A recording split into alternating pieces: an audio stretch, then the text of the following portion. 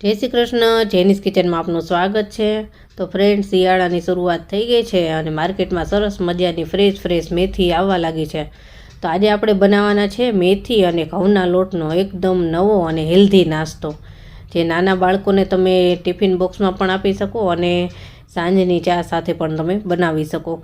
આ ખૂબ જ ટેસ્ટી નાસ્તો બને છે અને નાના મોટા બધાને પસંદ આવશે એવો આ નાસ્તો છે। અને ઘરમાં પડેલી વસ્તુ હશે એમાંથી જ આ નાસ્તો તમારે બની જશે। તો ચાલો મેથી અને ઘઉંના લોટનો નવો જ નાસ્તો બનાવવાની શરૂઆત કરીએ। અને રેસીપી પસંદ આવે તો ચેનલને લાઇક, શેર અને સબસ્ક્રાઈબ જરૂર કરી દેજો।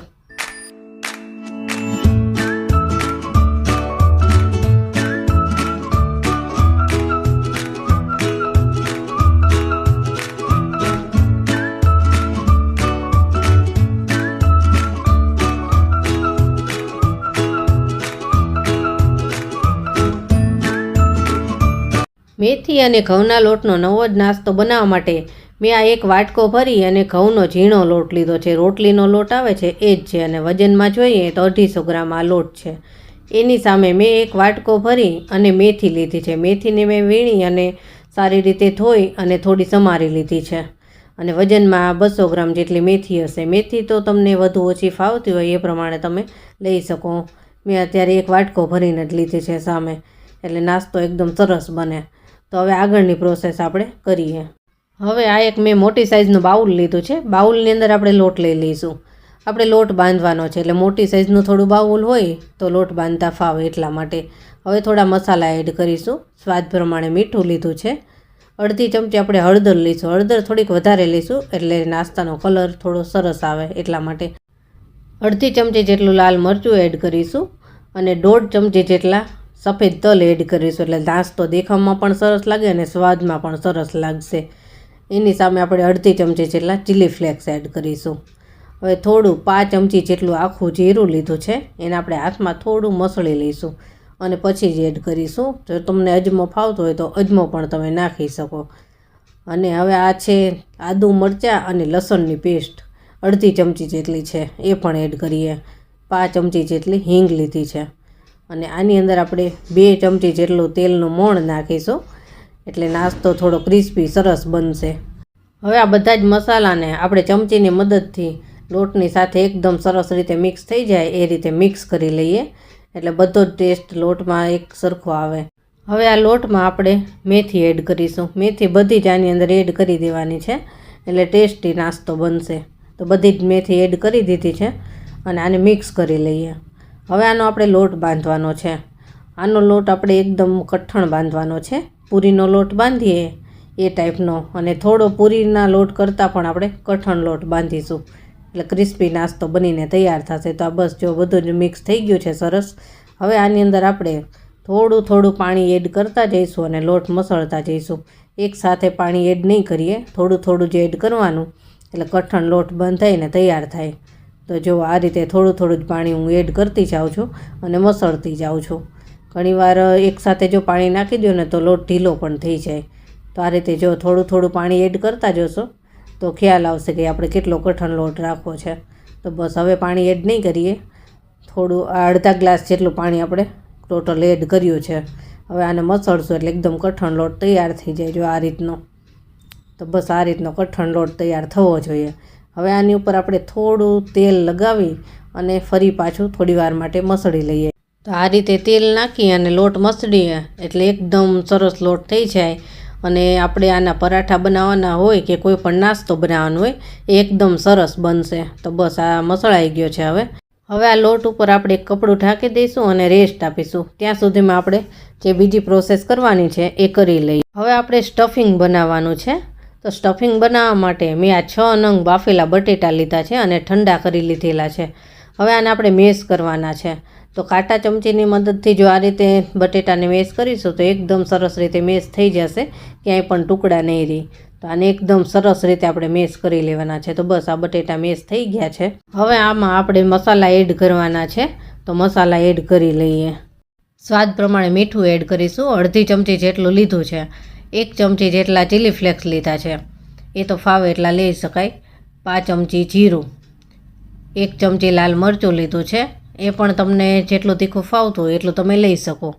5 ચમચી જેટલી હળદર લીધી છે, અડધી ચમચી જેટલા સફેદ તલ નાખ્યા છે, 1 ચમચી આદુ મરચાં અને લસણની પેસ્ટ લીધી છે, 5 ચમચી જેટલો ચાટ મસાલો લીધો છે અને 5 ચમચી જેટલો મરીનો પાવડર લીધો છે. આ થોડો જ ગરમ મસાલો એડ કર્યો છે. જો તમને ના ફાવતો હોય તો સ્કીપ પણ કરી શકાય. હવે આમાં આપણે કોથમીર એડ કરવાની છે. કોથમીર આપણે થોડી વધારે લઈશું એટલે સ્વાદમાં પણ સરસ લાગશે અને દેખાવમાં પણ સરસ લાગે. હવે આ બધી જ વસ્તુને આપણે મિક્સ કરી લેવાની છે. આ સ્ટફિંગની અંદર જો તમને કેપ્સિકમ, ગાજર, વટાણા, ડુંગળી અથવા મકાઈના દાણા એ બધું ફાવતું હોય તો તમે એડ કરી શકો. એવું સ્ટફિંગ પણ સરસ લાગશે. આપણે અત્યારે સિમ્પલ બનાવ્યું છે તો આ બધી જ વસ્તુને એકદમ સરસ મિક્સ કરી લીધી છે. તો આપણું આ એકદમ ટેસ્ટી અને ચટપટું સ્ટફિંગ બનીને તૈયાર છે. હવે આગળની પ્રોસેસ કરવાની આપણે શરૂઆત કરીએ. હવે આપણે લોટ જોઈ લઈએ. લોટ સરસ સેટ થઈ ગયો છે. થોડો ફરી પાછો મસળી લઈએ એટલે સરસ થઈ જાય. આ રીતે થોડોક રેસ્ટ આપેલો હોય ને તો લોટ સરસ થઈ જાય.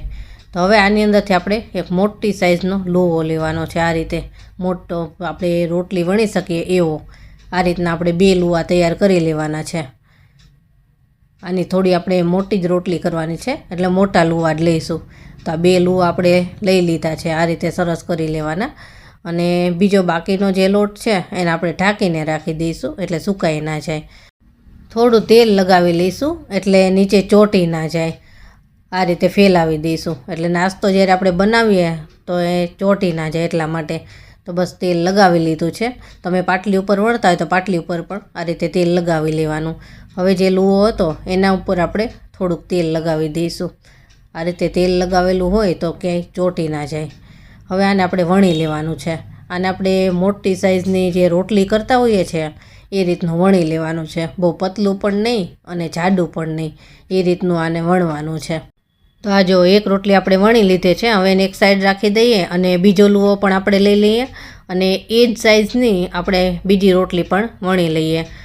તો બંને રોટલી આપણે એક જ સાઇઝની વણી લીધી છે. હવે આગળની પ્રોસેસ શું કરવાની છે જોઈએ.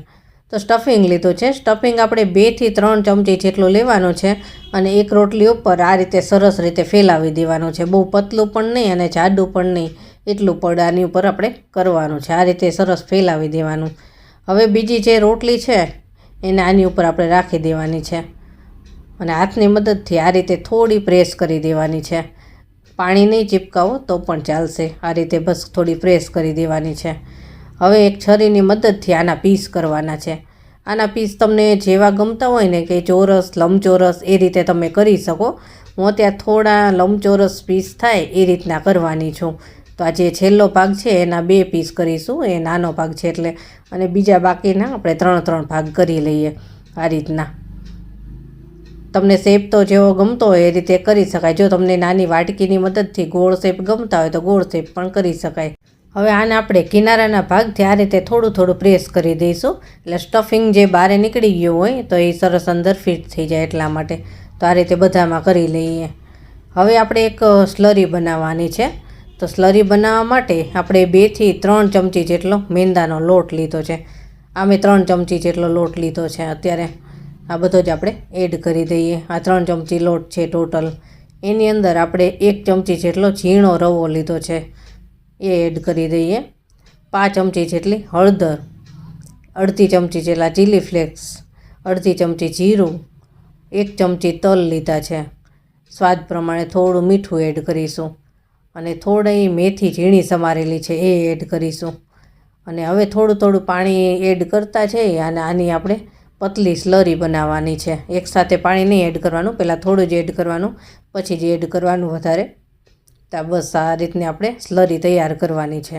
હવે જે આપણે નાસ્તો બનાવ્યો છે એને આની અંદર આપણે સરસ રીતે ડીપ કરવાનું છે. આ રીતે બધી જ બાજુ સરસ કોટિંગ થઈ જાય એ રીતે કરવાનું.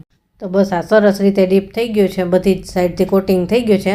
હવે આને આપણે ફ્રાય કરવાનું છે. તો ફ્રાય કરવા માટે મેં પહેલેથી જ તેલ ગરમ મૂકી દીધું છે. આ તેલ બહુ વધારે પડતું ગરમ પણ નહીં અને ઠંડુ પણ નહીં, એવું નોર્મલ ગરમ છે એવું જ થવા દેવાનું. હવે આને આપણે ફ્રાય કરવા માટે નાખી દીધું છે. અત્યારે આપણે 3 થી 4 પીસ એકસાથે ફ્રાય કરીશું. આની અંદર આપણે એકસાથે વધારે પીસ નહીં નાખીએ. 3 થી 4 પીસ જ આપણે જો ફ્રાય કરીશું ને એટલે ફેરવતા ફાવશે. તો બસ 4 પીસ આપણે અત્યારે એડ કર્યા છે અને ગેસનો તાપ એકદમ ધીમો રાખવાનો છે. અને આ ઉપરની સાઈડ થોડું કલર ચેન્જ થઈ જાય અને નીચેથી પણ થોડું ફ્રાય થઈ જાય પછી જ આને આપણે ફેરવવાનું છે. ત્યાં સુધી નહીં ફેરવીએ. તો થોડો કલર ચેન્જ થઈ ગયો છે. હવે આને આપણે હળવા હાથે ફેરવી લઈશું. આનો થોડો ગોલ્ડન કલર આવશે ને ત્યાં સુધી આને આપણે ફ્રાય થવા દેવાનું છે. ત્યાં સુધી આને આપણે થોડી વારે પલટાવતા રહેવાનું, એટલે બંને સાઈડથી એકદમ સરસ ફ્રાય થઈ જાય. તો બસ આ જો ફ્રાય થઈને તૈયાર થઈ ગયું છે. આ રીતનો ગોલ્ડન કલર આવવો જોઈએ. હવે આને આપણે એક પ્લેટમાં કાઢી લઈશું. તો આ જ રીતે આપણે જેટલા પીસ છે એ બધા જ પીસને આપણે સ્લરીમાં ડીપ કરી અને ધીમા તાપે આ રીતે ફ્રાય કરી લઈશું. તો મેથી અને ઘઉંના લોટનો આપણો આ બધો જ નાસ્તો બનીને તૈયાર થઈ ગયો છે. તો હવે આને આપણે સર્વ કરી લઈએ. જો જોઈને જ ખાવાનું મન થઈ જાય એવો આ સરસ નાસ્તો બનેલો છે. આ નાસ્તાને તમે આમલીની ચટણી, સોસ અથવા તો કોથમીરની ચટણી સાથે પણ સર્વ કરી શકો છો. અત્યારે મેં આને સોસ સાથે સર્વ કર્યું છે. આ સોસ સાથે તો ખાવાની ખૂબ જ મજા આવે છે. અને આ નાસ્તો નાના મોટા બધાયને ફાવશે એવો આ નાસ્તો બને છે. અને આવી જ ઘણી બધી ઘઉંના લોટની રેસીપી મારી ચેનલ ઉપર તમને જોવા મળશે. ઘણી બધી નાસ્તાની પણ રેસીપી છે. એ રેસીપી પણ બધી જોજો. અને આજની આ રેસીપી તમને કેવી લાગી એ પણ મને કમેન્ટમાં જરૂર જણાવજો. અને જો મારી રેસીપી પસંદ આવી હોય તો મારી ચેનલને લાઇક, શેર અને સબસ્ક્રાઈબ જરૂરથી કરી દેજો.